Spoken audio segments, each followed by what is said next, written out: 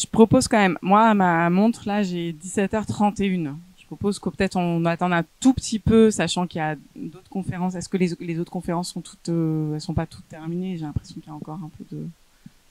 Donc, il y a peut-être des gens qui vont qui arriver, puis après, on démarrera aussi pour faire venir les retardataires.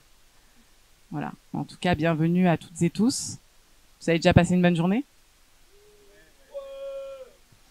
Ce n'est que le premier jour, en plus, hein. Gardez de l'énergie. Hein. Est-ce que quelqu'un veut nous faire un poème? Moi, j'ai un poème, si vous voulez. Allez, j'y vais. Je l'ai jamais récité devant personne. Hein. C'est pas le mien, hein. C'est pas moi qui l'ai écrit. Allez, j'y vais. Et je vous le dis vite. C'est intimidant. Je parle du fond de l'abîme. Je parle du fond de mon gouffre. C'est le soir et les ombres fuient. Le soir m'a rendu sage et fraternel. Il ouvre ses portes lugubres, je n'ai pas peur, j'entre partout. Mais dans un coin où le mur est en ruine, des yeux sont là, aussi clairs que les miens. Ai-je grandi? Ai-je un peu de pouvoir? Nous sommes à nous deux la première nuée dans l'étendue absurde du bonheur cruel. Nous sommes la douceur, la première nuit de repos, qui s'ouvrira sur un visage et sur des yeux nouveaux et purs. Nul ne pourra les ignorer. Paul Éluard.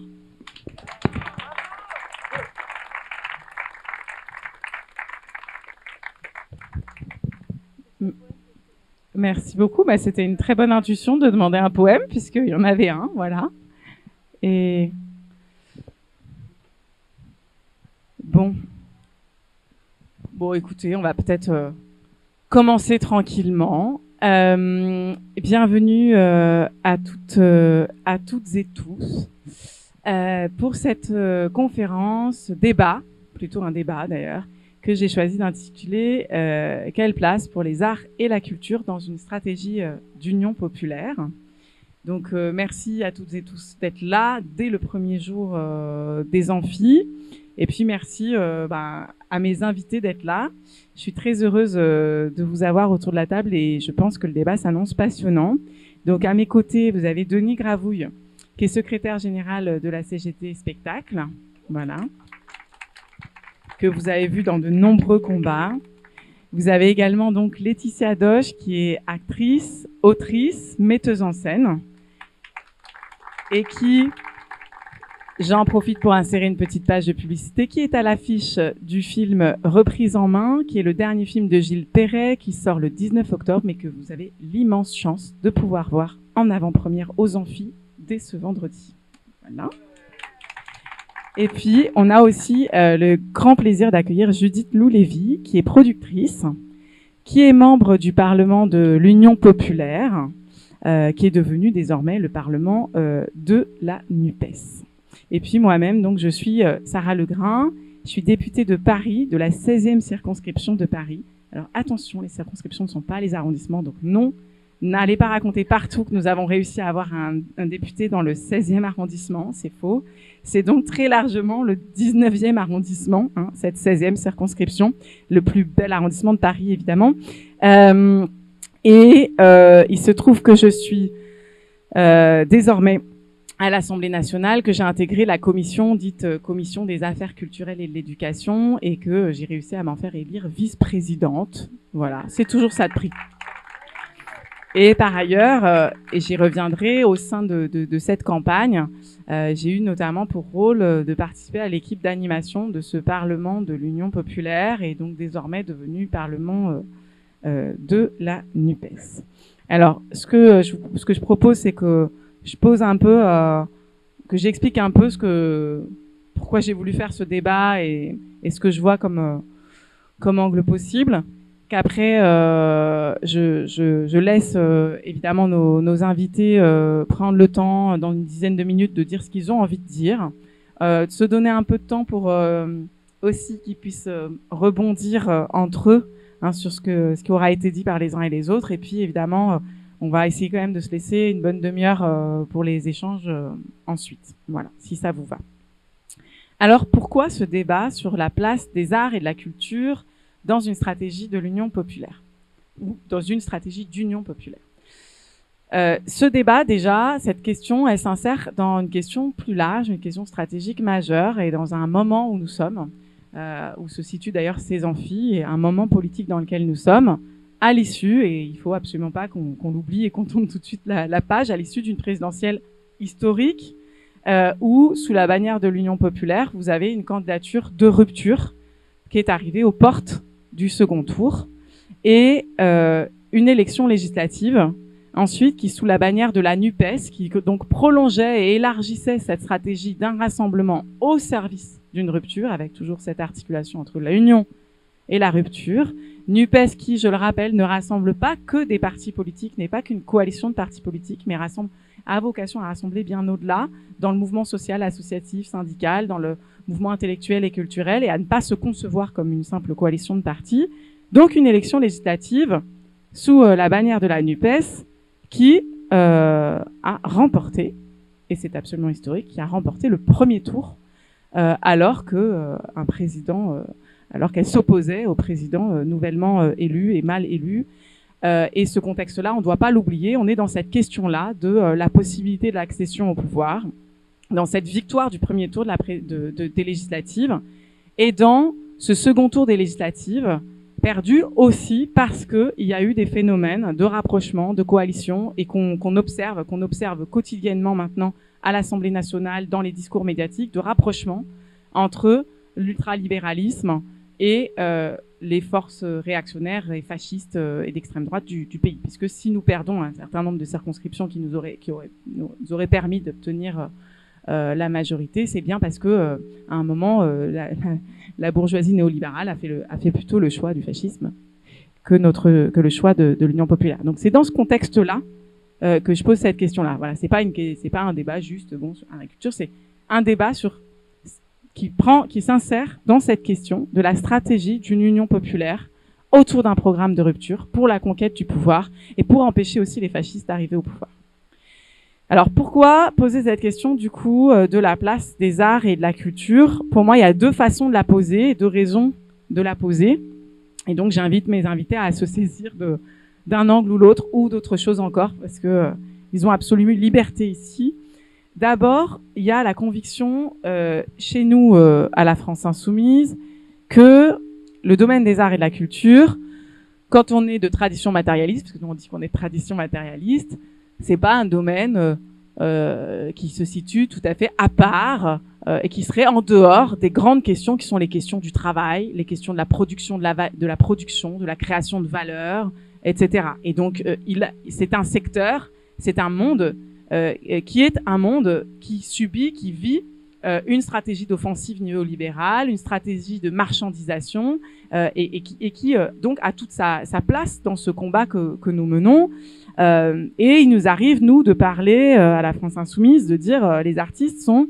Alors c'est une formule qu'il faut interroger, mais des éclaireurs de la précarité systémique. Alors dit comme ça fait pas très joyeux, mais je vous invite à vous saisir des deux mots. Il y a la question de la précarité qui est posée très très fortement dans un secteur qui est en fait un des secteurs absolument visés de façon décisive par l'offensive libérale que nous vivons, et par une idéologie qui vise à faire de tout une marchandise. Et le secteur des arts et de la culture et ces travailleurs-là sont particulièrement exposés à cette précarisation générale. Mais attention, on les vit comme des éclaireurs, c'est-à-dire que c'est pas seulement ces pauvres travailleurs du monde des arts et de la culture, c'est qu'en réalité, parce qu'ils sont exposés à cette précarité-là, singulière du monde des arts et de la culture, ils ont bien des choses à dire à la fois dans les combats qu'ils mènent, dans les résistances qu'ils mènent, mais aussi dans les solutions à penser, les interrogations à avoir. Et je pense à la question, par exemple, du statut de l'intermittent du spectacle, qui est en fait un statut que moi j'invite à ne pas avoir comme un cas à part dans la société, mais comme en fait quelque chose qui fondamentalement nous interroge sur ce que c'est que la création de richesse, de valeur, qu'est-ce que c'est que la valeur, qu'est-ce que c'est que le travail, quel type de travail nous voulons, quel type de comptabilisation du travail et de rémunération du travail. Et à ce titre-là, il y a cet éclairage porté par ce monde. Et c'est aussi la question des communs qui est posée par la question des arts et de la culture, de façon décisive, parce que les arts et la culture, c'est presque par essence du commun. des biens communs, que parfois on appelle les services publics, mais souvent c'est un peu restrictif. Quand on dit services publics, souvent on oublie un peu des pans. Et je crois que les arts et la culture ont des choses à nous dire sur cette question des communs. Alors, sans retracer toutes les luttes du quinquennat précédent, notamment suite à la crise du Covid, etc., qui a été un accélérateur de tous ces mécanismes. Il se trouve qu'il y a une conférence sur le sujet, il y a un débat sur le sujet samedi matin. Donc hop, petite page de pub aussi, si vous voulez qu'on revienne un peu sur tous ces combats-là très précisément. Moi, je vais juste prendre 2 exemples récents pour vous dire, en fait, le nouveau quinquennat, là, il commence par des démonstrations. Je prends vraiment des exemples isolés, j'en fais pas du tout. Mais là, tout récemment, on apprend que Ariel et Bertrand, des chiffres et des lettres, moi, je prends vraiment des exemples très concrets. Ariel et Bertrand, qui animent les chiffres et des lettres depuis tant d'années, ils vont partir. Ils vont partir. Alors, on a essayé de nous faire croire qu'ils vont partir parce qu'ils ont décidé de partir. Mais non, ils vont partir parce qu'on les a virés. Parce qu'ils ont osé dire qu'ils aimeraient bien avoir un CDI après 36 ans de CDD pour Ariel et 47 ans de CDD pour Bertrand. Voilà. Ils ont osé demander un CDI et ils ont osé refuser une baisse de 60% de leur salaire. Je prends un peu délibérément cet exemple-là parce que évidemment, il s'insère dans un contexte beaucoup plus large, de plans sociaux à rallonge dans le secteur et notamment dans l'audiovisuel public, j'en reparlerai tout de suite. Il s'insère dans un contexte où, en fait, vous n'avez pas besoin d'Ariel et Bertrand vous convaincre qu'il y a des phénomènes de précarité. Je pense que Denis en parlera très bien.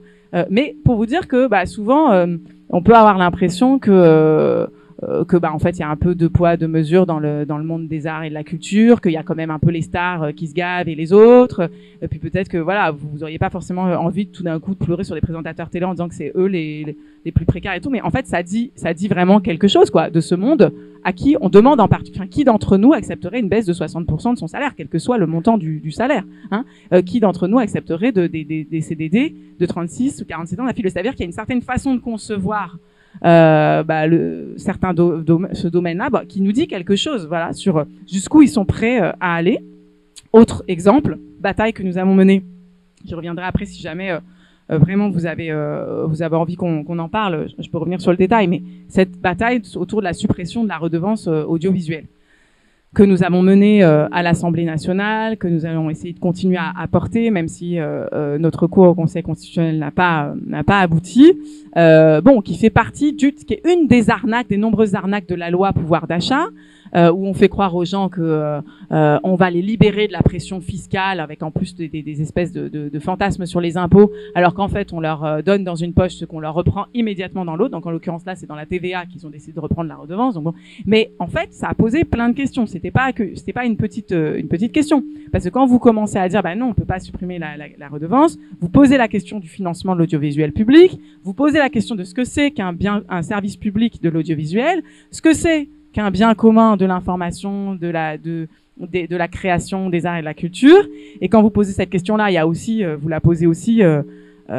posez aussi une question centrale, puisque quand vous atteignez le financement de l'audiovisuel public, du service public de l'audiovisuel, vous atteignez aussi la question de son indépendance politique, indépendance dont je pense ici, on a tous conscience qu'elle était déjà sujette à caution. Je pense qu'il y avait déjà pas mal de gens qui se disaient que le service public de l'audiovisuel était peut-être pas franchement indépendant des pouvoirs politiques, mais enfin là, c'est une offensive très claire qui vise vraiment à aller beaucoup plus loin dans l'idée d'un contrôle politique par le budget, par la pression budgétaire sur l'audiovisuel public. Et c'est pas rien, parce que c'est pas seulement les chaînes de télé, c'est le droit à une information pluraliste et c'est le droit à un financement, puisque c'est beaucoup par l'audiovisuel public que vient le financement d'une création artistique française qui soit diversifiée et qui soit la plus indépendante possible. Donc ça posait ces questions-là, et je me saisis de ce deuxième exemple pour arriver au deuxième axe que je veux poser, qui est qui prend les choses par un autre bout. Cette question de l'indépendance, elle pose du coup aussi la question des rapports du politique, de la politique ou du politique, et des arts et de la culture. Donc je veux pas que cette conférence soit uniquement une conférence un débat qui porte que sur quelles sont les luttes, je caricature, mais quelles sont les luttes artistiques et culturelles qu'on va pouvoir soutenir pour bien montrer que l'Union populaire a compris qu'il y avait des luttes artistiques et culturelles. C'est aussi, c'est quoi une union populaire qui intègre, qui comprend, qui a quelque chose comme des travailleurs des arts et de la culture et des artistes. Et c'est quoi s'adresser à des artistes quand on est dans une démarche politique? Et moi, c'est une question que je me suis posée ultra crucialement et ultra concrètement en cherchant à faire venir dans le Parlement de l'Union populaire plein de gens, et notamment des personnalités, comme on dit, des artistes, des intellectuels, et les convaincre de venir dans ce Parlement de l'Union populaire. Et ça n'a pas été une mince affaire. Et alors je peux dire ça n'a pas été une mince affaire parce qu'ils ne veulent pas s'engager. Ça peut être un vrai sujet, voilà. Et pourquoi? Est-ce qu'ils devraient le faire, etc. Mais il y a aussi une question qu'on doit se poser à nous, militants et organisations politiques, quand on est dans notamment dans une campagne électorale, et plus largement dans une stratégie de conquête du pouvoir. Quelle est la façon avec laquelle on s'adresse aux artistes? Et je pense que ici, en tout cas, c'est un espace où on peut poser très franchement la question de... il y a une question historique qui est celle de l'engagement des artistes engagés. Oui, on peut reprendre cet échange, cette discussion, maintenant centenaire, sur la question de l'intellectuel ou l'artiste engagé. Mais on peut prendre la discussion aussi dans l'autre sens. C'est quand est-ce qu'on en finit avec l'instrumentalisation des artistes à des fins électorales? Qu'est-ce qu'on a à dire aux artistes d'autres que je te propose de venir signer une tribune pour dire que toi, tu vas voter pour un tel, et en gros de t'utiliser comme une sorte d'influenceur dans le pire sens du terme, qui serait finalement, t'as des fans, t'as des gens qui t'aiment bien, Laetitia, il y a des gens qui aiment bien ce que tu fais, si tu leur dis je vote pour Jean-Luc Mélenchon, ils vont peut-être voter pour Jean-Luc Mélenchon. Et en fait, proposer ça en fait à des artistes, moi je suis convaincue que c'est passé radicalement à côté de ce que des liens que peuvent être ceux qui unissent, qui peuvent unir ou qui peuvent faire échanger, faire fructifier, faire des étincelles aussi entre le politique et l'art et la culture. Et donc voilà, je veux bien aussi qu'on interroge tout ça très franchement, puisque moi j'ai passé mon temps à essayer de dire non, on va essayer de te proposer autre chose que de mettre ton nom dans une tribune, mais d'intégrer un espace où tu aurais une forme de liberté, une forme de parole, de possibilité de parole. Et puis aussi peut-être que quand tu es artiste, quand tu es du monde des arts et de la culture, pour le dire comme ça, en fait, tu as un rapport à la liberté, à l'indépendance et à la liberté qui peut nous être précieux, à nous qui visons la révolution citoyenne et qui visons qui visons le pouvoir au peuple. Cette question de la liberté, elle est fondamentale, et nous on en a toujours parfois une vision très une vision très très politique de la liberté, et peut-être que les artistes ont quelque chose à nous dire sur leur expérimentation quotidienne de ce que c'est que la liberté artistique, de ce que c'est que l'indépendance et la liberté d'un regard politique, bien au-delà d'un regard artistique, bien au-delà de la vision qu'on peut avoir de la possibilité d'être un artiste engagé, de faire des œuvres à message et ce genre de trucs, voilà, qui je pense n'est pas la façon dont nous devons prendre les choses. Donc voilà, comment le politique change aussi de rapport aux arts et à la culture, et quelle place vous pourriez avoir envie de prendre, vous pensez qu'on pourrait créer pour ce dialogue fructueux et pour que on soit invité, nous, à faire cette stratégie d'union populaire, avec les artistes, pas en demandant aux artistes de se mettre au service d'eux, mais en fait à faire ensemble. Voilà. Donc c'est ça un peu les deux angles que je veux poser. J'espère que c'est assez clair. Ça vous va comme cadrage? Bon, voilà. Bon, de ce pas, je vais passer la parole à Denis.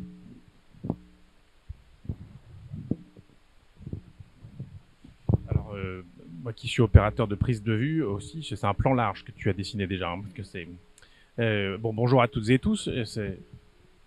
Voilà. Voilà, il y a beaucoup de choses. Oui, c'est ça. C'est multi-écran en plus. Laetitia filait la métaphore. Donc, merci de l'invitation. C'est la deuxième fois que je viens. Ça fait plaisir de le faire après la campagne électorale. Et l'année dernière, on était déjà venus dans la foulée du mouvement, notamment d'occupation au printemps des différents lieux culturels. Salut les camarades, j'en vois quelques-uns au fond. Alors, je vais essayer de pas parler trop longtemps parce que tu as effectivement ouvert beaucoup de champs. Il y a au moins trois idées sur lesquelles je voudrais rebondir. Bon, une, je les annonce tout de suite, la question des batailles, des expérimentations dans le champ dans le champ professionnel, la précarité des artistes, on pourrait particulier parler des artistes, autrices et auteurs qui sont certainement les plus précaires parmi les professions de nos secteurs. Donc, on va y revenir. Les batailles, on a été amené à se rencontrer sur la bataille du dialogue public. Ça peut paraître faire le grand écart, mais effectivement, il y a beaucoup de sujets à dire sur les politiques publiques. Deuxièmement, quelle place, comment on fait pour arriver à avoir une politique publique, une politique en direction des publics dans la campagne électorale présidentielle et législative? La culture n'a pas été un enjeu. On n'a pas réussi à le faire exister. C'est pas qu'on n'ait pas voulu. Hein. Ici, je pense que ceux qui sont là auraient bien voulu le faire exister, aussi bien dans le programme de la France Insoumise puis de la NUPES. On peut dire que c'est là qu'il y avait le plus de choses qui avaient été construites, mais ça n'a pas existé dans le débat public. Et nous, en tant que professionnels, représentants de la profession et autres, on n'a pas réussi non plus à le faire exister. C'était pas devenu. Alors, bon, évidemment, il y a la façon dont Emmanuel Macron a lancé les choses en balançant sa suppression de la redevance au nom du pouvoir d'achat, comme tu l'as dit, sans provoquer le débat sur ce que pourrait être le financement de l'audiovisuel public, ses missions, son indépendance, son rôle dans la diversité. Mais bon, il n'empêche. Même ça n'a pas permis de lancer le débat. Et puis il y a une question sur construire cette politique, parce que par nature, enfin en tout cas c'est ce qu'on constate, il y a de multiples organisations, de multiples personnalités qui sont intéressées à construire la politique culturelle. Effectivement, il y a des questions de politique publique, mais on sait que de nombreux festivals ne se sont pas construits sur l'impulsion, par exemple, de tel ministre ou de tel élu ou autre. C'est venu d'artistes qui ont décidé de faire un festival. Voilà, Avignon soit le meilleur exemple, hein, ça n'a pas été décidé au ministère, il n'existait même pas. Voilà. Après, ça, on pourrait critiquer ce qui est devenu Avignon. Peut-être que Jean Vilar se retournerait dans sa tombe de temps en temps, mais bon, voilà, il y aurait des choses à dire. Ah, pardon, je suis trop loin du micro. Alors voilà, donc je vais essayer de prendre quelques minutes, pas trop longues, sur ces trois axes, parce qu'on ne pourra pas tout développer, sur les batailles et expérimentations. Bon, évidemment, nous, en tant qu'organisation syndicale, on défend les droits, on bataille pour obtenir des conventions collectives, on se bataille pour défendre les droits des artistes et techniciens intermittents du spectacle, et vous savez que ça revient régulièrement, ça va peut-être même revenir très prochainement, puisque comme ça se passe à chaque fois qu'il y a une attaque sur l'assurance chômage en général, et qu'il y en a en ce moment, demain j'ai une audition sous ma casquette confédérale avec le ministre du Travail sur une nouvelle attaque sur l'assurance chômage, donc il y aura certainement de l'actualité très très prochainement. Donc on bataille sur cette question-là. On a bataillé tout le long du printemps 2021 avec les occupations, parce que on n'arrivait pas à faire comprendre que les mesurettes qui avaient été prises ne suffisaient pas à faire exister nos professions. Mais ce qui a été intéressant, et je reviens un tout petit peu sans faire l'ancien combattant sur ces occupations, c'est que on s'est rendu compte que ça nous a permis au moins deux choses. C'était les seuls lieux où on pouvait y compris exercer nos métiers, faire des concerts en extérieur et autres, parce que c'était dans un cadre revendicatif, même si le préfet allemand a essayé de l'empêcher à Paris. Mais c'était aussi le seul lieu où il y avait des lieux de débat public, puisqu'on était tous confinés, et que la gestion du Covid par ce gouvernement, c'était rentrez chez vous, agents économiques individuels, à un certain moment, on reprendra les activités non essentielles. D'ailleurs, y compris, même dans les organisations syndicales, hein, il y a les activités essentielles et non essentielles. Alors, quand on est renvoyé on ne pourrait pas avoir le même rôle que les soignants, mais quand on est renvoyé à quelque chose de pas essentiel, forcément, ça dit quelque chose du politique. Alors, je détaillerai pas sur toute la question de la précarité. Il y a beaucoup j'ai fait le détour par les artistes, autrices et auteurs, parce que s'il y a bien des gens qui n'arrivent pas à vivre la plupart du temps de leur métier, c'est bien parmi cette population-là. Et là, il y a quelque chose à construire. Ça se discute un petit peu. Il y a quelque chose à construire, parfois un peu compliqué, parce qu'une assurance chômage pour des gens qui sont pas salariés, c'est compliqué. Donc, qu'est-ce qu'on dépasse comme là aussi, ça peut servir de laboratoire par rapport à un certain nombre de travailleurs précaires, travailleurs précaires qui sont ça a figuré dans nos luttes. On voulait pas être sauvé tout seul, pour dire les choses rapidement. Et puis donc, alors, la question des publics, je vais faire un petit détour par là. C'est la question. On parle toujours le public, les publics. On ne sait pas très bien qui c'est parce qu'il n'y a pas d'organisation qui représente les publics qui sont très très variés. Il y a des publics très divers selon les types d'art. Et pourtant, c'est au nom de ce public qu'on parle. C'est au nom de ce droit à avoir, à pouvoir faire exprimer toutes sortes de formes de culture qu'on essaie d'exister. Sur l'audiovisuel public, par exemple, un des enjeux, c'était évidemment pas seulement de sauver les emplois qui risquent d'être supprimés par la privatisation que la droite libérale et l'extrême droite souhaitent. C'est aussi tout l'écosystème du financement du cinéma, du documentaire, d'un certain nombre alors il y a des tas de critiques à faire, notamment sur le journal télévisé de France 2, mais il n'empêche qu'il y a aussi énormément de niches qui existent et de programmes qui n'existent que sur le service public et qui n'existent plus ailleurs. Qui depuis la privatisation par exemple de TF1, des choses ont disparu. Alors, je fais un petit détour sur les chiffres et les lettres, parce qu'il se trouve, ça fait déjà quelques années qu'ils avaient contacté le syndicat pour savoir comment faire, mais bon, voilà, c'est effectivement arrivé à la retraite que souvent des gens se posent la question de la requalification, mais CDD, certes, mais on leur propose sinon un CDI, c'est le corollaire de ce que tu as dit, un CDI à temps partiel. C'est aussi ça qu'on peut avoir en arrière-plan. Ça fait un peu le buzz, mais on a fait condamner le patron de TF1, Patrick Lelay, il y a quelques années, pour abus de recours à des CDD, justement. Ce que j'aime bien sortir dans les négociations à l'assurance chômage, quand le MEDEF dit oui, mais le royaume des intermittents, là, c'est le royaume de la précarité, de la triche organisée. Alors, on dit, vous avez raison, il faut lutter contre ça. D'ailleurs, on a fait condamner votre collègue patron au pénal il y a quelques années, pour l'anecdote.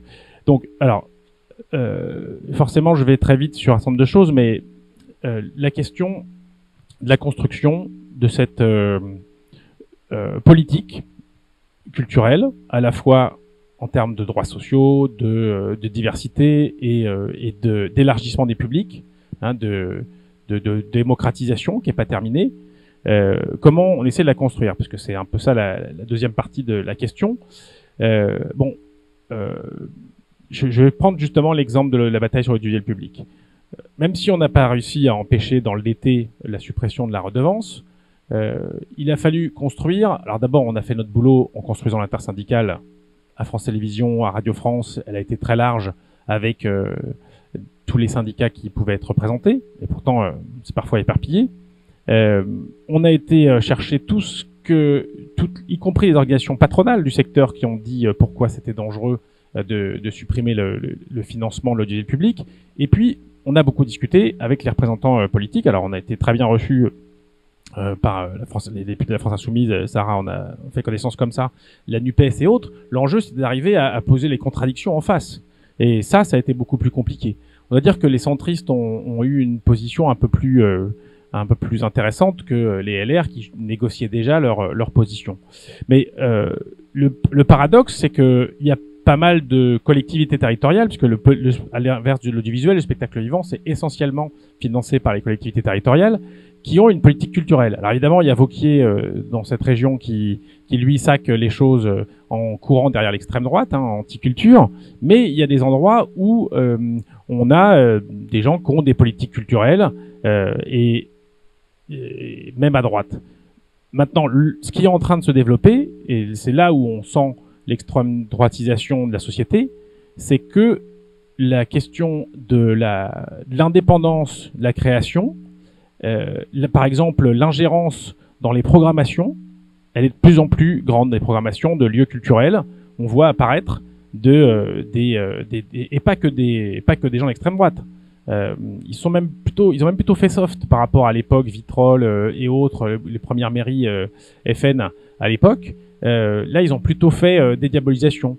Mais c'est par exemple de Carolis à, je sais plus dans quelle ville, qui a Arles, voilà, qui s'est permis de s'ingérer dans la programmation d'un lieu, différents endroits.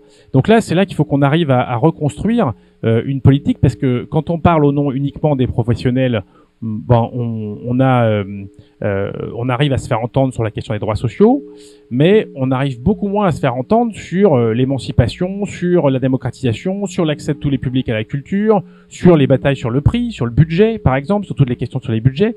Et là, on a besoin de discuter, moi je parle en tant qu'organisation, mais on a besoin de discuter avec des organisations qui sont en charge du pouvoir, que ce soit au niveau national ou au niveau des collectivités. Et on a à reconstruire cette politique-là, qui s'est un peu étiolée, et qui, et pour retomber et pour finir, fait qu'on n'arrive pas à avoir de débat sur les politiques culturelles. C'est pas un enjeu, quoi. C'est comme si c'était devenu un truc diffus, et pourtant ça peut régresser. Il faut absolument qu'on en refasse un enjeu en lien avec la démocratie et l'accès de toutes et tous à toutes les formes d'art, pas réservées à des élites, comme on l'entend quelquefois, y compris dans des camps politiques qui sont plus proches des nôtres, qui jouent sur certains terrains, quoi. Merci beaucoup. On peut applaudir après les intervenants, on a le droit. Hein. Je me dis, qu'est-ce qu'ils font? Ils dorment. Je te passe tout de suite la parole.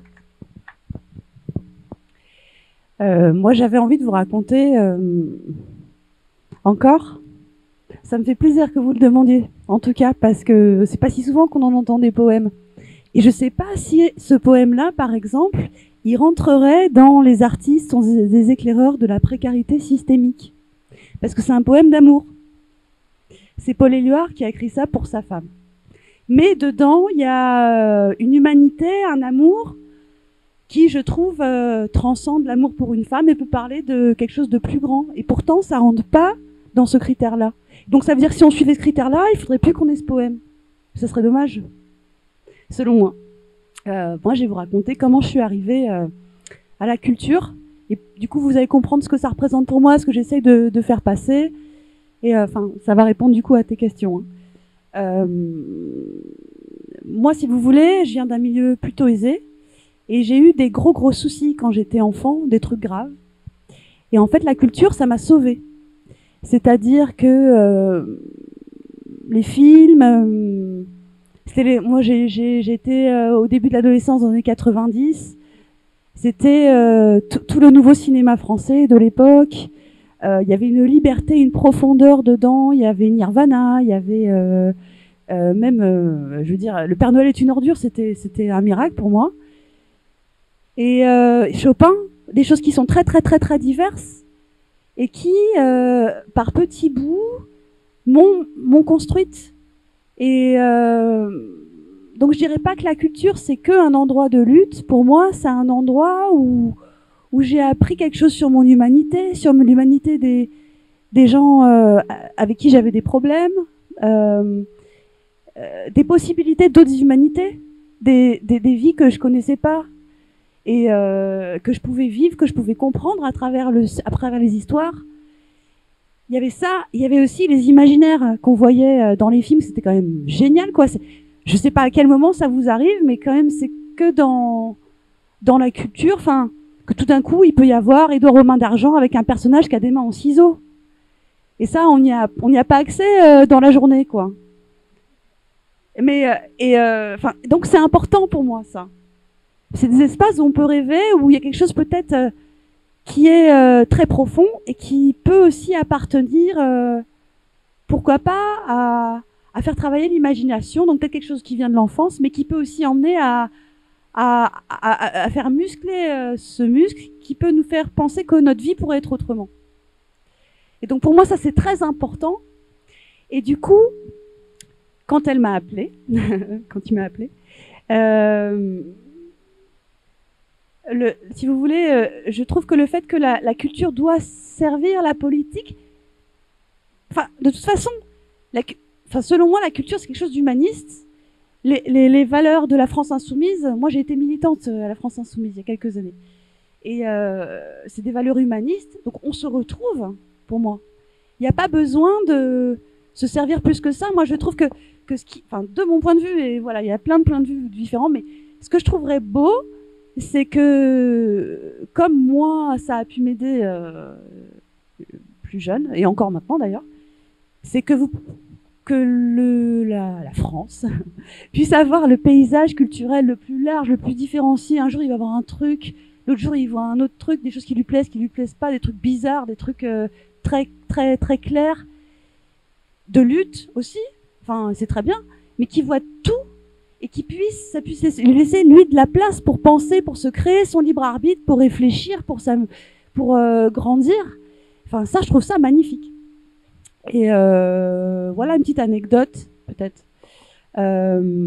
J'étais allée à Avignon il y a quelques années, je faisais un spectacle là-bas, et j'allais voir les spectacles. Il y avait beaucoup de spectacles autour des questions politiques, questions aussi ce qui se passait en Syrie, enfin, des questions très, très, très, très importantes, mais qui étaient, si vous voulez, vous y alliez, et le décor était gris, les gens étaient en gris, vous saviez dès le début qu'il n'y avait pas d'évolution, si vous voulez, il n'y avait pas je trouvais de richesse artistique qu'on vous apportait sur le moment. Enfin, moi, ça me rendait triste. Et ça, c'est très personnel, hein. Et du coup, j'ai pensé ça m'a donné l'idée de faire un spectacle avec un cheval. Donc, je traitais de questions politiques et j'en parlais sur scène avec un cheval. Et ce spectacle, si vous voulez, c'est un spectacle qui a tourné dans toute l'Europe et qui a ramené des gens qui venaient plus au théâtre, qui sont revenus, des gens de tous les milieux. Ça a été un spectacle tout d'un coup qui touchait plus large que le public que de théâtre qu'on avait d'habitude. Bon, j'étais hyper contente, mais enfin, c'est pas pour. Ça s'est passé comme ça. Donc, j'essaie toujours qu'il y ait les deux piliers, si vous voulez, que ça parle de choses qui sont très importantes pour moi, qui sont enfin, des valeurs de justice. Moi, je parle beaucoup de la domination, donc que ce soit la domination masculine, que ce soit la domination sociale, enfin, donc de lutte finalement, mais à ma manière peut-être. Et je l'emmène dans un univers où on voit du beau, où on voit aussi autre chose, où on a un animal qui est dominé aussi, qui est un animal domestique. On voit une femme qui peut-être est un petit peu domestique. Et donc ça décale et c'est poétique. Et le poétique, c'est, si vous voulez, il faut qu'on le protège parce qu'il est très menacé en ce moment. Parce qu'il sert peut-être à rien. Et moi, je viens d'une famille où il y a des naturalistes. Donc il y a des fans des oiseaux. Et c'est vrai que moi, petite, j'étais éduquée à voir les oiseaux. C'est vrai qu'il y a des oiseaux, on ne sait pas pourquoi, ils ont un truc bleu, un truc vert, un truc rouge. On dit, ah, mais c'est trop beau, mais ça sert à quoi? Ou même les papillons. Et il y a une espèce de richesse de la vie qui sert à rien des fois. Et qui est magnifique. Et comme on a tendance à réduire, à instrumentaliser les autres espèces qui nous entourent, enfin, on sait bien, on peut l'avoir ça avec la culture, et ça, je lutte contre, quoi. Voilà. Et puis sinon, on parlera, si vous voulez, un peu plus tard. Ah non, attendez.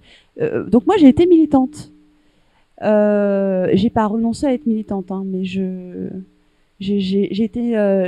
tracté dans les rues, puis je sais pas, comme plein de gens d'entre vous peut-être, c'était génial.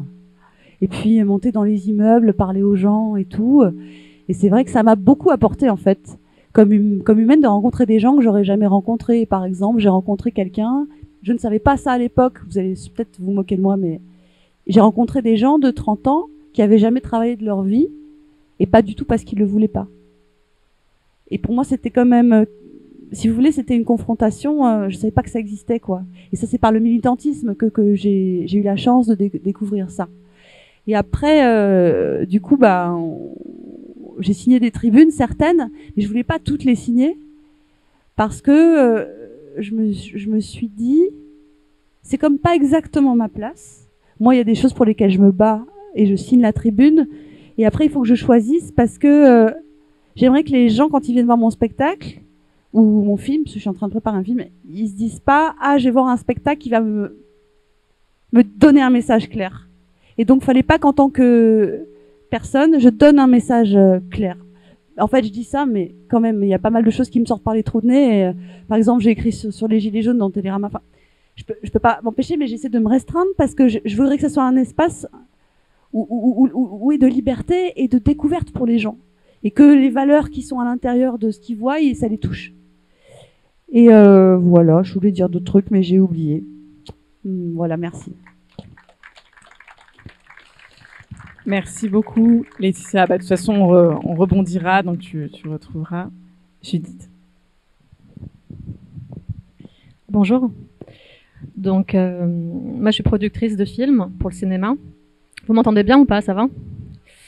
J'ai une société de production, donc en plus, je fais partie de cette espèce qui sont les chefs d'entreprise.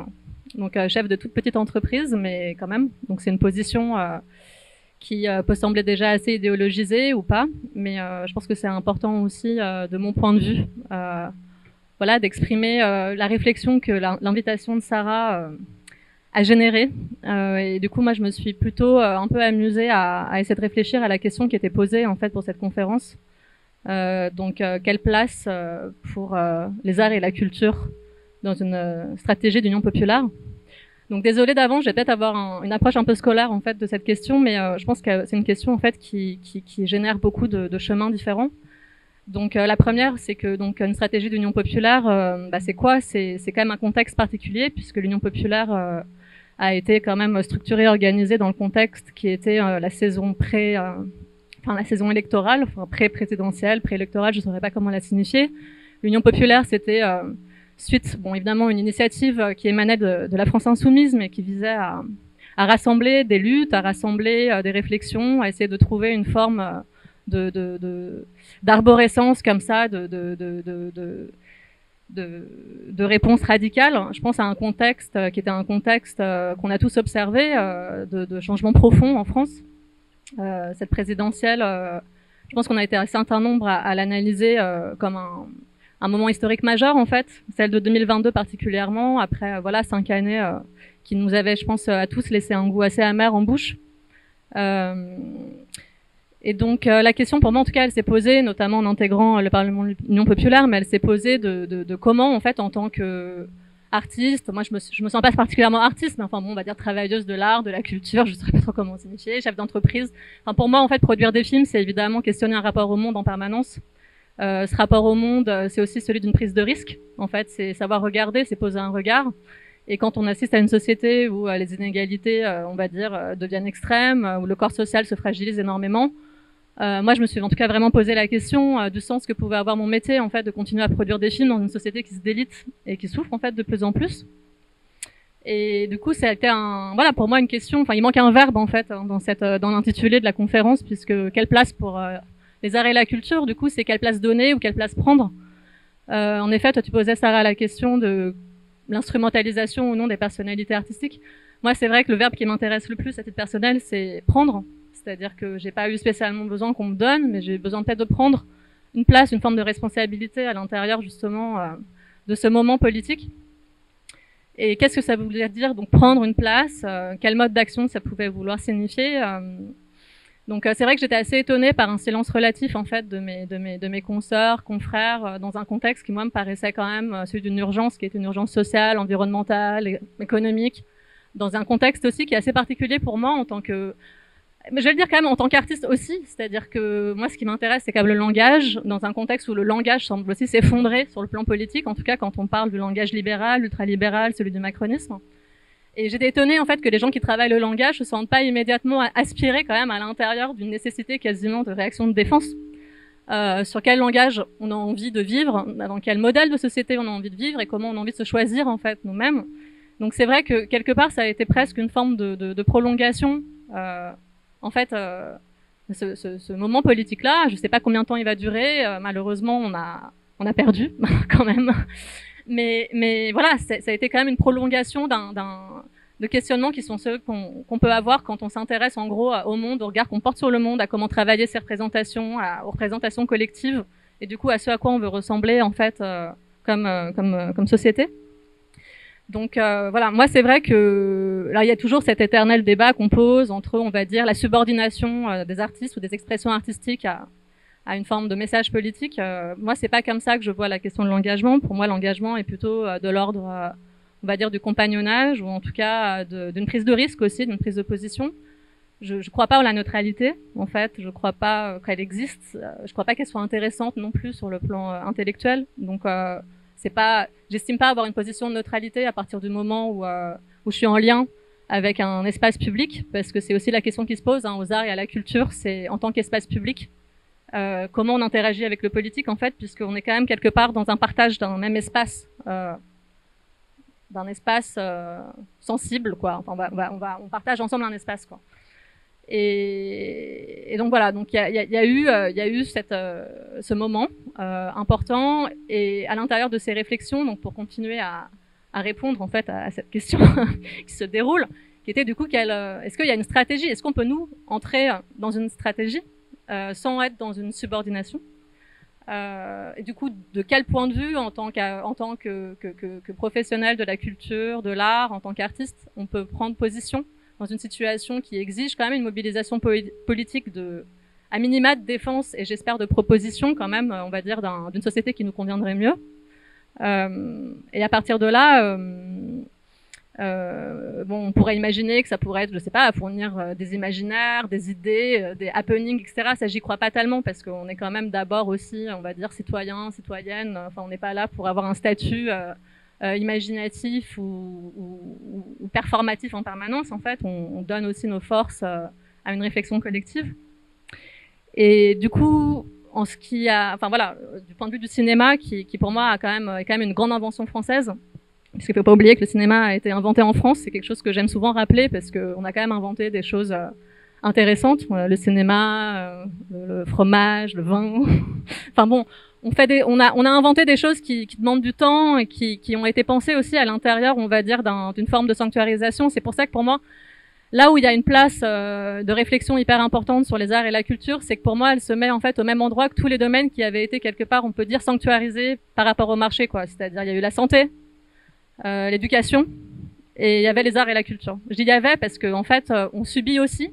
On en parle moins parce que je pense qu'on a aussi du mal quelque part à faire passer le message de manière pédagogique, mais on subit en fait énormément d'assauts. Sarah en reparlait, d'assauts, d'attaques pour en fait briser ce qu'on a appelé quand même aussi longtemps un modèle français de la culture en fait, qui est un modèle très particulier. Après, on peut dire qu'on fait un cinéma de merde, on peut dire qu'on n'est pas à la hauteur de toute la grandeur du modèle qui est mis à notre disposition pour créer. En attendant, moi je crois qu'il faut créer beaucoup pour créer des belles œuvres en fait, quelques-unes. Il faut qu'il y ait une masse de production pour qu'il y ait des pépites. Ça peut pas être juste, on attend les pépites, est-ce que vous êtes à la hauteur ou est-ce que vous n'êtes pas à la hauteur? Il faut qu'on ait un système qui le permette. Et ce système-là, justement, est très attaqué. Donc, à l'endroit du cinéma, qui est l'endroit d'où moi je parle, parce que c'est mon métier, la question se pose, en effet, de comment, finalement, réagir ou défendre un modèle qui, en effet, est vraiment très objectivement attaqué, en fait. Je sais pas si c'est perceptible quand on n'est pas dans le cinéma. Mais en fait, sachez que le cinéma français vit peut-être ces dernières années. Je pense que c'est important de le rappeler parce que après, on peut se demander si la France mérite ou non, ou a ou pas besoin d'un cinéma, en fait, si c'est quelque chose auquel on tient. Mais en fait, voilà, il faut savoir que le discours gouvernemental depuis 5 ans, invite très très verticalement à une transition de notre filière vers ce qu'on peut appeler l'audiovisualisation, les plateformes, la série. Remettant en cause quelque part la rentabilité de notre secteur comme étant finalement une vérité, quoi. C'est-à-dire qu'en fait, le marché donnerait une vérité sur notre société, alors que il me semble quand même que dans ce pays, on a plutôt tendu à croire que la société choisissait un modèle et le marché s'adaptait, quoi. Ou en tout cas, se régularisait. Donc voilà, ça c'est pour mon point de vue. Donc à l'échelle de notre secteur. En ce moment, il y a pas mal de choses qui se passent, notamment peut-être, en tout cas, il y a des appels, des mobilisations autour d'une idée d'état généraux du cinéma, donc pour penser en effet qu'est-ce que peut être le cinéma au XXIe siècle en France, mais aussi quel modèle on a envie de porter, de défendre. Et encore une fois, je rapprocherai énormément cette question de celle en fait qui touche d'autres domaines qui ont été extrêmement attaqués ces 5 dernières années, mais bon, ça fait plus longtemps que ça, qui sont la santé et l'éducation. Et pour ajouter peut-être un dernier mot, parce que je pense qu'il y a aussi beaucoup d'idées reçues assez fausses qui circulent. En fait, le cinéma peut mourir, il est mort dans plein de pays. Voilà, enfin, on peut penser au cinéma italien, par exemple, au XXe siècle, qui s'est entièrement effondré au XXIe siècle, en fait, sous la grande vague libérale du berlusconisme. Maintenant, bon, l'extrême droite est vraiment présente. Enfin, ça a été un des cinémas les plus grandioses au monde et il a disparu. Le cinéma anglais, par exemple, a complètement été balayé par le thatchérisme, par exemple. Il y a eu aussi énormément de salles de cinéma en Afrique, en Amérique latine, dans la Caraïbe, qui ont toutes fermé en fait à la fin des années 90. Juste, c'est important, je pense, de faire des petits rappels comme ça, parce que quand il y a eu les grandes politiques d'ajustement structurel du FMI, de la Banque mondiale, en fait, évidemment, c'était des grandes coupes qui étaient organisées à l'intérieur des budgets culturels des États qui se retrouvaient pris à l'intérieur de ces mesures d'ajustement structurel. Donc, c'était couper les budgets de la culture, les salles ont fermé. Et qu'est-ce qui se passe en fait dans ces pays où il n'y a plus de salles de cinéma, par exemple? Encore une fois, désolé, je parle de mon point de vue, mais c'est celui qui m'intéresse. En fait, on constate que c'est des sociétés qui sont hyper vulnérabilisées. En fait, c'est des sociétés qui sont socialement extrêmement fragilisées, où les inégalités sont vraiment, je dirais ahurissantes, quoi. C'est-à-dire que tout d'un coup, en fait, il n'y a plus de pare-feu, il n'y a plus de garde-fous, il y a plus rien. Et c'est pas seulement un symptôme de vulnérabilisation, mais c'est aussi la fin d'un accès à une histoire de l'art, la fin d'un accès à des représentations du monde. C'est aussi, tout simplement la fin d'un accès à des formations, à des métiers. Donc, je pense qu'il y a vraiment aujourd'hui une sorte de réflexion presque globale en fait, et pour une action qui soit globale sur en gros les secteurs qui doivent absolument échapper à la rentabilité mortifère en fait qui se présente comme une forme de rationalité libérale. Donc voilà, c'était juste sur ça que je voulais dire. Merci beaucoup. Peut-être que je peux vous laisser rebondir si vous voulez des petits rebonds entre vous, et puis je ferai une micro-conclusion avant de laisser la salle réouvrir le débat. Je sais pas, est-ce que... Ouais, Letty, on fait dans le même ordre? Merci. Alors, bon, il y aurait plein de choses sur lesquelles rebondir, mais on va laisser le temps de l'échange. Une réflexion générale et puis une petite réflexion pour commencer sur ce que vient de dire Judith. Bon, il y aurait plein de choses à dire sur le cinéma et sur... J'ai un poil plus optimiste parce que je crois aux batailles et en particulier le système de soutien au soutien au cinéma français. Il a été défendu. Je vous renvoie à des grosses batailles, y compris dès la Libération en 48. Le CNC, les lois d'aide n'ont failli pas exister, quoi. Donc, et à d'autres périodes, il y a eu des mobilisations avec des alliances assez étonnantes pour défendre contre les accords de libre-échange très récemment, encore il y a quelques années, pour empêcher que on n'ait pas le droit de faire une politique de soutien public. Et bon, voilà, on a tous bataillé dans nos organisations pour que ça existe. Donc, moi, je pense qu'on peut y arriver avec des alliances parfois étonnantes, parce qu'il y a un certain nombre de gens qui ont intérêt à ce que ça continue, mais sur le principe. Je rebondis sur un point. Tu parlais d'accès au métier de la culture, Judith. Ça, c'est une question, on l'a pas abordée tout à l'heure, mais par exemple, qu'on n'aborde pas assez. Il faut bien le dire, on a un problème sociologique. Les métiers de la culture, les métiers du spectacle, du cinéma, du visuel, n'attirent pas un certain nombre de jeunes, par exemple, ou de moins jeunes, mais des classes populaires, des quartiers. Ça dépend des secteurs de musique, ça dépend. Mais en tout cas, déjà, alors il y a des freins qui sont financiers, parce que comme une bonne partie des formations, on n'a pas assez de formations publiques dans nos secteurs, même s'il en existe, des écoles de cinéma, des écoles de théâtre et autres, mais il y a des écoles privées qui coûtent cher, donc déjà c'est un frein. Mais même au-delà de ça, parce que faire des études, monter dans une grande ville, à Paris ou autre, ça peut être cher. Mais même au-delà de ça, il y a des freins sociologiques et autres. Je connais une école de cinéma dont j'ai siégé un temps au conseil d'administration.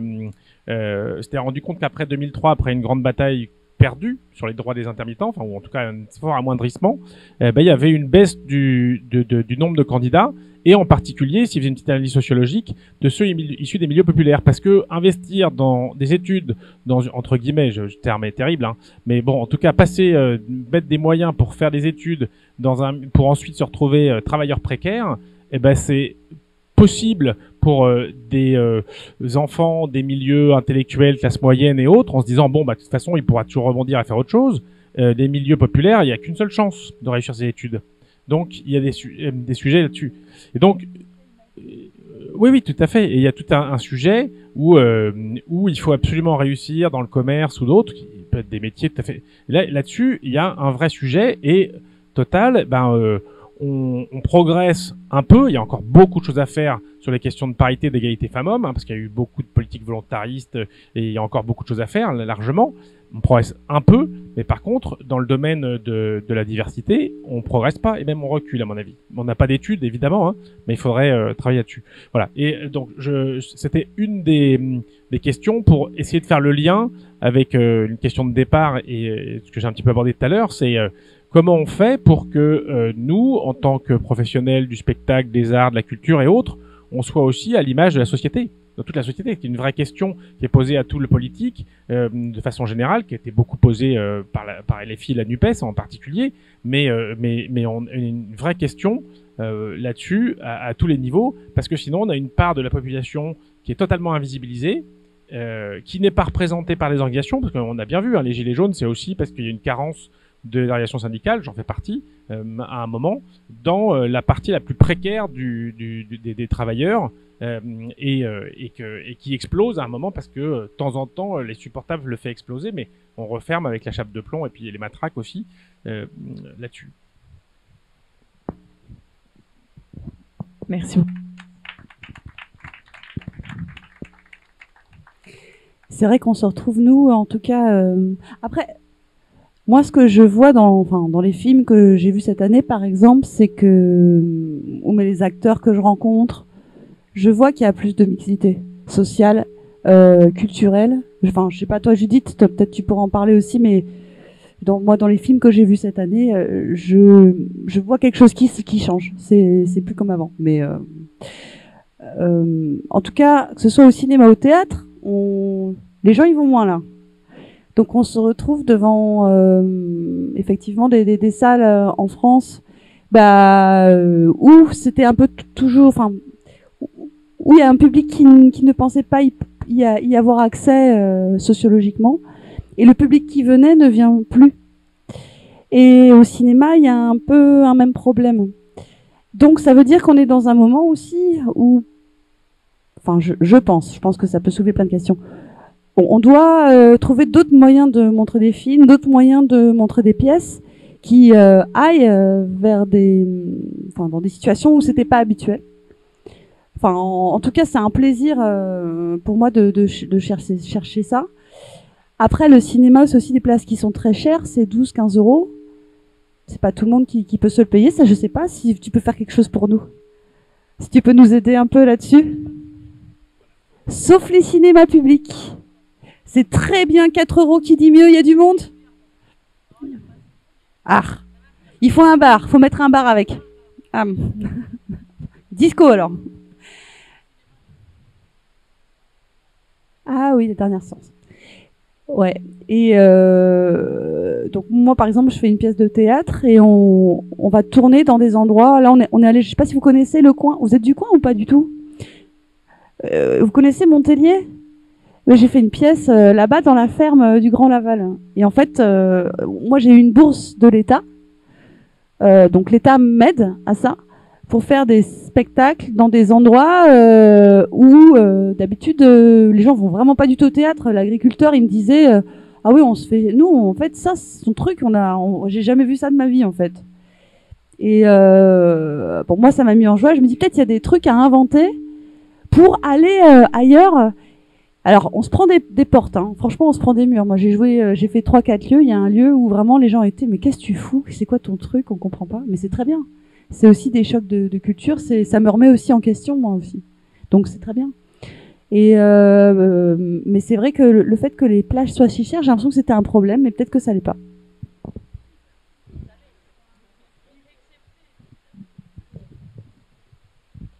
Non, je voudrais juste répondre à deux choses en fait que tu viens de dire, Laetitia.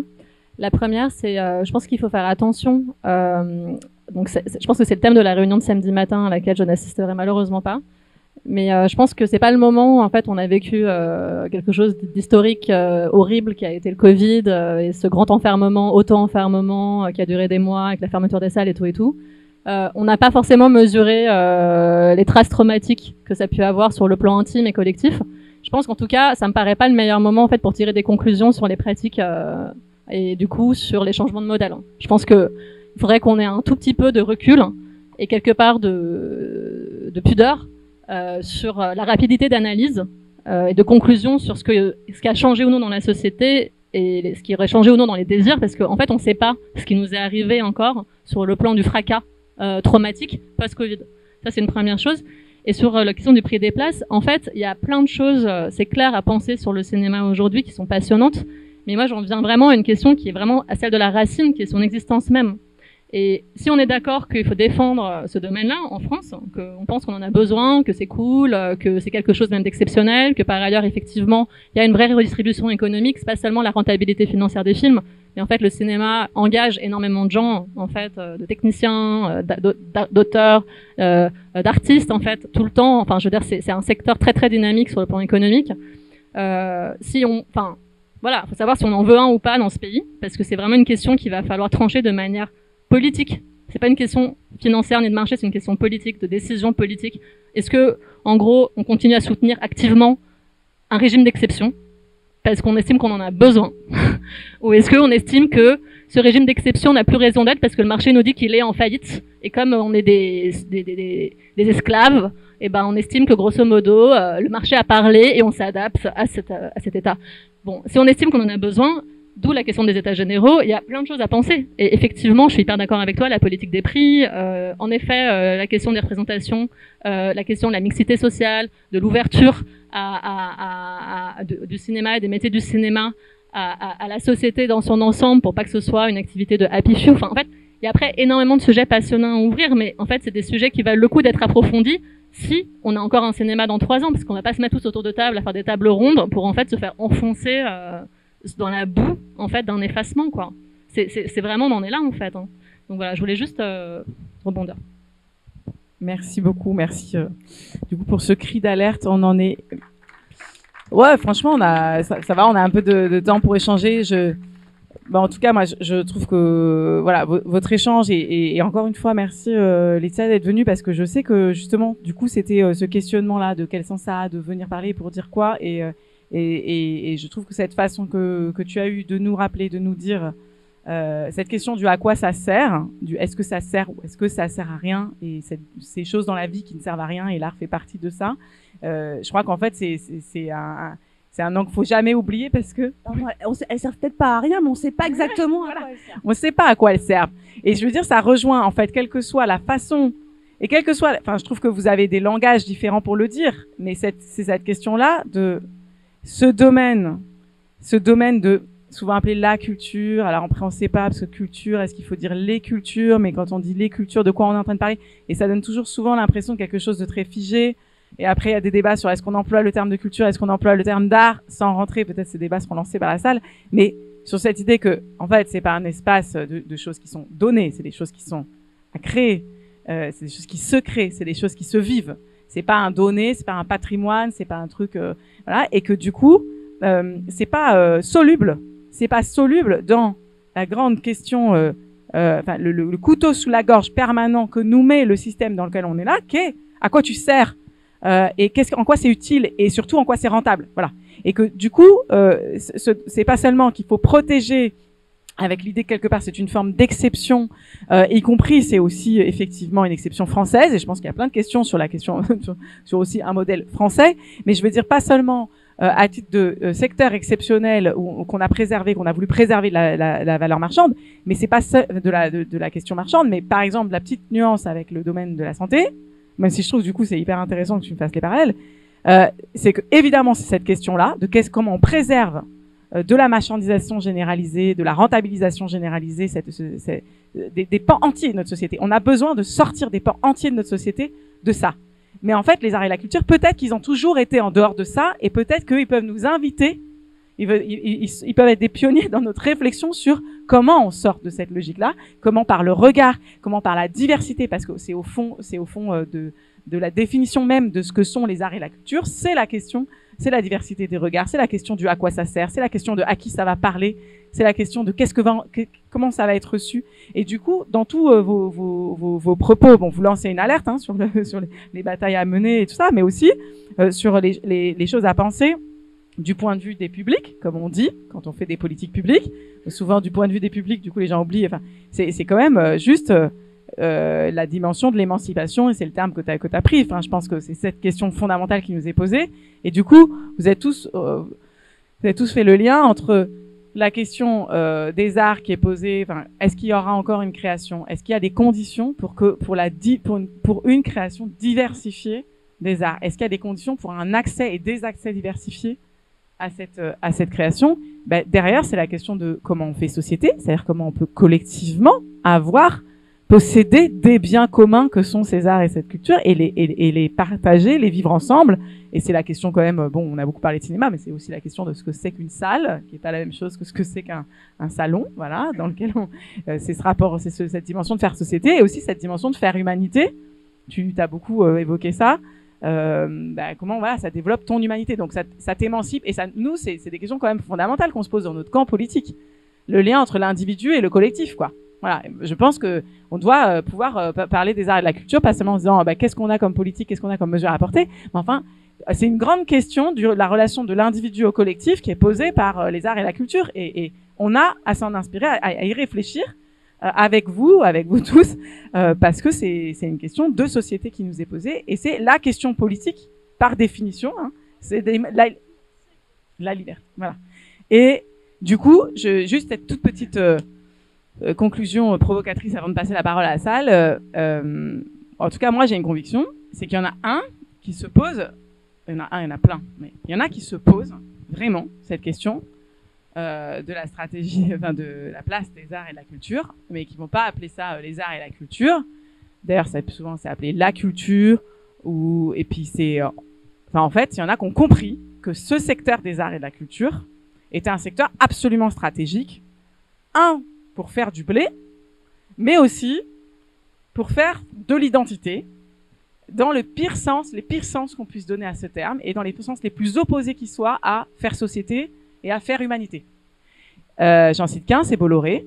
Je pense que Bolloré a, lui, une idée assez précise de la place des arts et de la culture dans la stratégie d'accession du fascisme au pouvoir. Voilà.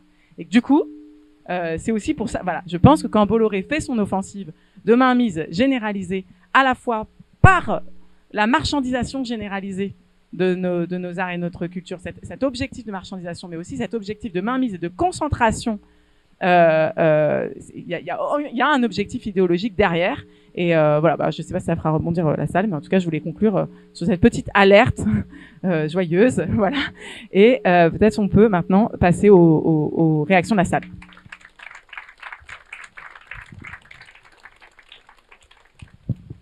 Est-ce qu'il y a... Alors, il y a un micro. Est-ce qu'il peut y avoir...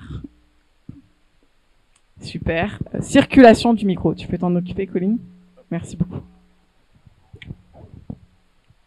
Je pense qu'on prend une série d'interventions et après, vous réagissez exactement comme vous voulez, de façon libre, indépendante. Quand on veut penser une politique nouvelle, il faut aussi se poser la question: quelles sont les conditions nouvelles de production et de diffusion des œuvres d'art? Elles ont énormément changé en 20 ans. Il me semble qu'on n'a pas assez réfléchi aux nouvelles opportunités que ça présente.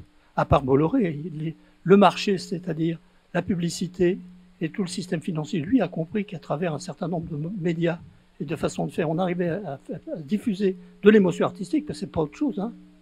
On n'a pas assez réfléchi à gauche sur ce que ça aurait pu être. En particulier, le problème de par exemple, la production cinématographique. Aujourd'hui, on peut la faire très très économique. Avec des petits téléphones portables, on peut faire des chefs-d'œuvre. Il n'y a pas de problème. On n'y a pas pensé assez. Je vous dis ça pour vous, madame. Je m'excuse. Maintenant, je pense que je sais, mais on les voit pas. Il n'y a pas de diffusion. Merci beaucoup. Merci beaucoup.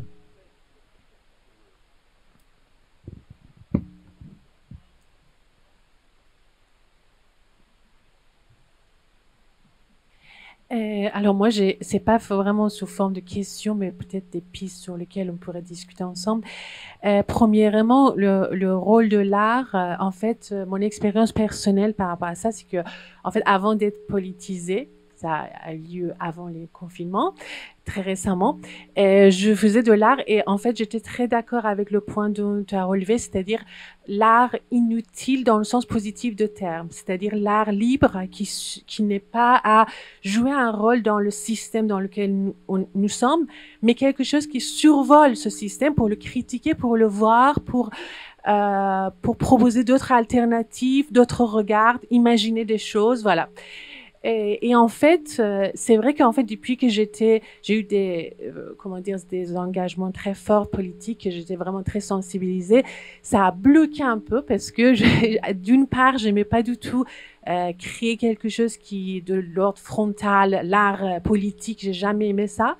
Et d'autre part, je me disais, mais on est dans un état tellement d'urgence et comment je peux utiliser les métaphores ou autre chose. Là, c'est le moment de crier vraiment, de dire non, là, bougeons-nous, quoi. Donc, du coup, c'est une sorte c'est très compliqué. Mais après, je suis tombée sur un astrophysicien, a priori, paradoxalement, a priori, qui est Aurélien Barraud, qui a écrit un livre, je pense que le titre de son livre, et c'est Révolution poétique. Je pense qu'en fait, le monde politique n'a pas vraiment à venir chercher les artistes comme l'aide, il en a vraiment besoin profondément parce que si vraiment on veut entrer en rupture, on a besoin de revisiter, même casser le système de valeurs que nous avons actuellement et vraiment proposer autre chose. Et tout ça, ça demande un travail en profondeur artistiquement. Et donc, du coup, ça m'a ramené encore à ce côté, a priori, inutile de l'art où ça donne une espèce de liberté où on peut imaginer, on peut réfléchir. Voilà. Mais par contre, il y a encore un autre point, un autre problème qui se pose, c'est que les artistes, nous sommes c'est-à-dire, nous sommes vraiment à la merci totale de marché, c'est-à-dire, les plasticiens, on n'a pas d'intermittence de spectacle, on n'a rien pour nous protéger, c'est-à-dire je ne peux que rêver que tel collectionneur, tel riche vienne acheter mon art. Et même les institutions, par exemple, 1%, tout ça, c'est que vraiment réservé aux artistes qui ont déjà le réseau. Donc, du coup, en fait, on n'a rien. Et comment on peut, en tant qu'artiste qui veut survoler la société, le critiquer, être à ce point-là, dans l'état de précarité, quoi. C'est-à-dire que finalement, on est comme dans les meilleurs des cas, on peut rêver d'être des bonbons sur la maison de la sorcière du capitaliste pour faire beau, c'est génial et tout. Donc, du coup, on n'arrive pas dans la situation de précarité, imaginer autre chose, critiquer, crier ou quoi que ce soit. Donc, voilà, vous voyez, il y a plusieurs paradoxes qui perturbent complètement le monde de l'artiste, quoi. Donc, je sais pas, juste je les ai posés sur la table pour voir si on peut répondre. Merci. On prend une ou deux interventions et après on fera un premier tour.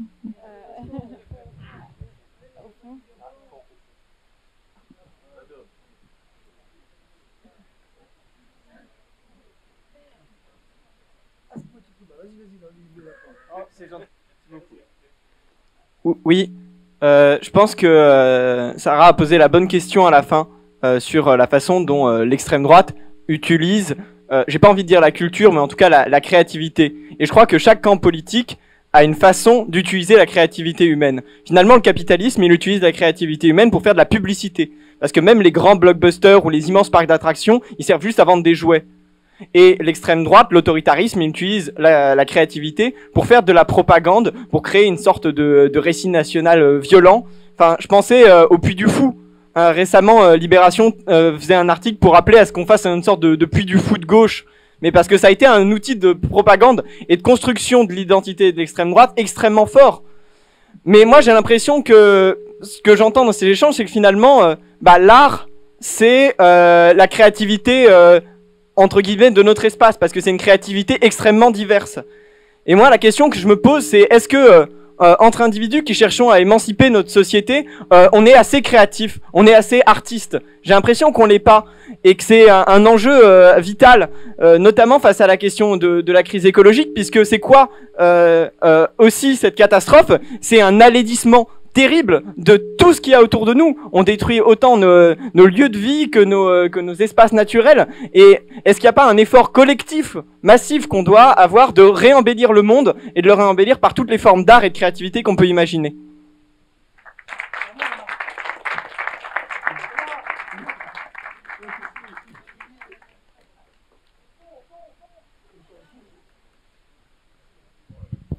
Faites pas trop marcher Colline non plus.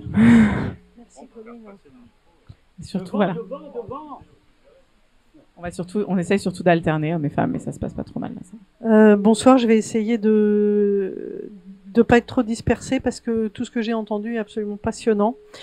Je pense qu'on n'a pas réussi à faire de la culture un enjeu dans l'élection présidentielle parce qu'on n'arrive plus à faire de la culture un enjeu, parce qu'il me semble que quand on dit le mot culture, en fait, il y a immédiatement un épais brouillard qui se lève dans la tête de chacun et que on ne sait pas de quoi on parle. Donc, si on ne sait pas de quoi on parle, évidemment, ça fait pas tellement sujet à débat a priori. Donc, de quoi on parle? Est-ce qu'on va parler de l'entre-soi du monde de la culture? Est-ce qu'on va rester entre nous à se dire oh là là ça va bien, ça va mal, oh là là les intermittents c'est affreux, ou alors c'est super. Donc voilà, il y a là évidemment si on se dit que la culture c'est ça, alors évidemment toute une partie du public qui ne travaille pas dans la culture n'a aucune chance de s'intéresser au sujet. Si on se dit que la culture c'est recevoir des arts, que ces arts soient des arts majeurs ou des arts mineurs. C'est pareil. Il y a toute une partie du public qui va se dire ouais, mais enfin moi je m'en fous, je vais jamais à l'opéra. Alors franchement les questions que ça pose, puis les questions des festivals, franchement je suis pas concernée. Donc là aussi on a un problème qui est le problème du raccord à l'autre. Et moi je pense dans la ligne de ce que disait Laetitia tout à l'heure qu'en fait la culture, c'est un bain. C'est un bain et c'est un bain dans lequel on est, qui est fait de tout. C'est-à-dire qui est fait de tout ce qu'on entend, ce qu'on voit, ce qu'on sent, ce qu'on goûte. Je veux dire que la culture, c'est les opéras de Wagner et le couscous de ma grand-mère, et que il y a un objectif à la culture, c'est de faire de chacun de nous des êtres singuliers. Et de faire de chacun de nous des citoyens qui ont une expérience unique au travers de beaucoup de choses culturelles, et que s'il y a quelque chose que, me semble-t-il, les artistes pourraient faire au sein de ce mouvement, c'est essayer de répandre l'idée que la culture, c'est pas quelque chose forcément qu'on achète, c'est quelque chose qu'on fait. Donc on peut faire du jardinage, et du coup avoir la culture des plantes, ou de la cuisine, ou du chant, ou du théâtre, ou de la peinture. C'est donc aussi quelque chose qu'on fait pour les gens. Et ce pourquoi, pour moi, c'est absolument crucial, c'est que ça nous forme en tant qu'individus, et que c'est pour ça qu'il faut que la culture soit indépendante, qu'il faut qu'elle soit la plus large possible, pour que chacun de nous puisse aller puiser ce qu'il a besoin de puiser, que chacun de nous puisse choisir ceux qui sont ses éclaireurs à lui. Et c'est dans ce sens-là où, du coup, ça devient important, les luttes des intermittents, ça devient crucial, le statut des auteurs, ça devient central, le financement des œuvres et l'exposition des œuvres, et que je pense que c'est à ça que ça sert, la culture, c'est à faire de nous des individus conscients, donc des citoyens. Merci. Alors. Merci beaucoup, ça fait plaisir d'entendre ça. Je voulais répondre à mademoiselle. Excuse-moi, je me souvenais plus de ton. Sherzad. Classe. Je vois pas pourquoi t'aurais pas le droit de crier ou de hurler dans ton art. Et je te souhaite beaucoup de reconnaissance aussi. Je sais pas quoi te dire. J'ai l'impression que je dis pas que l'art ça doit être inutile. Je pense que l'art ça doit être. Je sais pas ce que ça doit être. Et donc, en fait, j'ai entendu une interview de Salman Rushdie. Bon bah évidemment, on en parle beaucoup de lui en ce moment. Et il y a une conférence. Et il dit quelque chose, il dit en fait, je crois qu'il faut qu'on se concentre pour faire l'art, le truc, le film, la pièce, je sais pas quoi, qu'on peut pas éviter de faire. Donc ça peut prendre toutes les formes qu'on veut. Après, peut-être que je voudrais dire au monsieur dont j'ai oublié le prénom, désolé, qui est parti d'ailleurs. Non, il est là. Ah non, il est là. Bah, ce que tu dis, en fait, c'est-à-dire le mot enlaidir. On enlaidit tout. Et c'est vrai que la beauté, dans tous les domaines, ça devrait être accessible à tout le monde, en fait. Et j'aimerais que ce soit le cas, moi. Ah oui, alors ouais, moi je veux bien faire des pièces pour les bébés, mais... Non mais oui. Ouais. Et après, moi il y a un truc dont je rêve, c'est que, en fait, pour que ce soit crucial, la culture, il faudrait que ce soit crucial pour vous. Et que du coup, ce que j'aimerais, enfin je sais pas si c'est possible, c'est que les gens, quand ils lisent un livre ou quand ils voient un film ou je sais pas quoi, ils écoutent une musique, ils fassent comme si c'était un ami qui leur envoyait. Genre qui leur parle de façon intime en fait à eux et voir comment ça résonne. Voilà, c'est tout.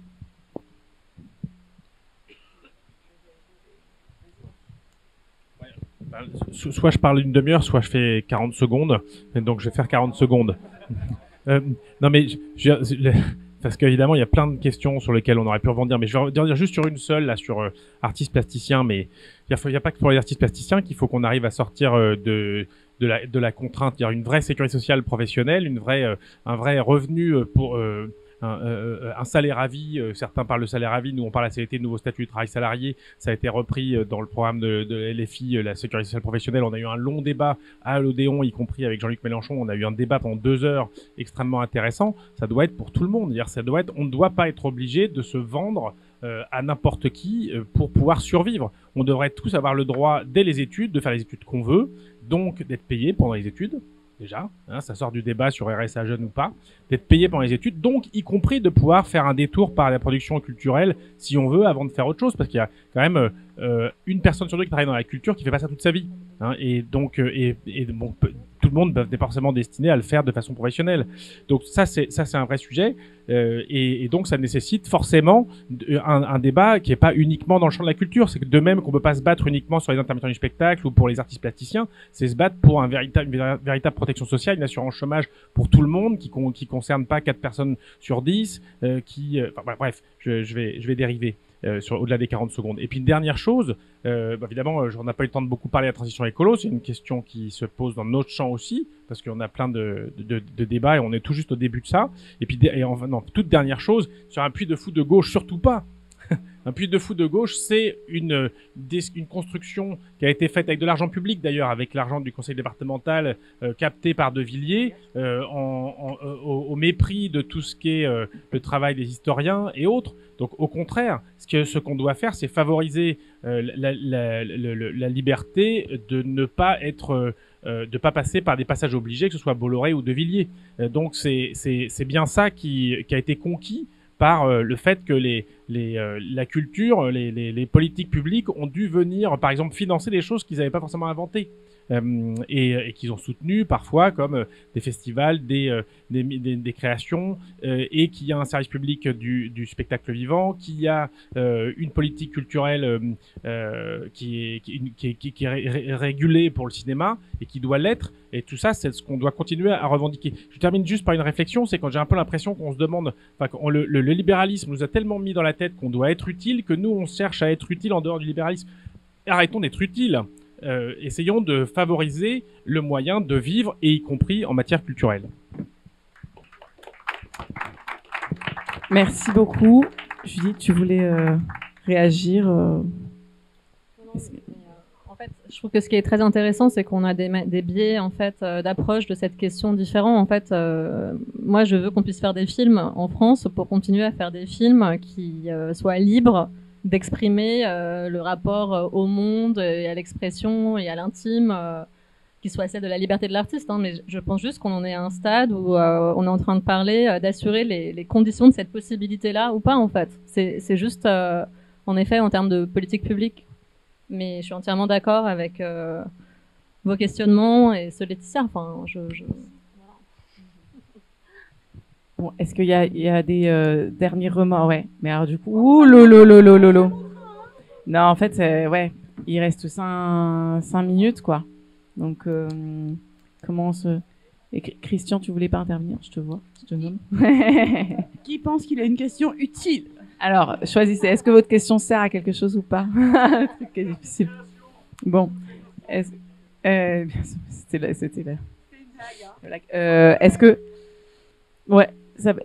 Ouais, il y aura pas ça va être compliqué en termes de timing. Il y a le train de Laetitia. Est-ce qu'on peut se dire que on fait peut-être un temps d'échange un peu là, juste informel, s'il y a des gens qui veulent venir discuter, mais qu'on clôt.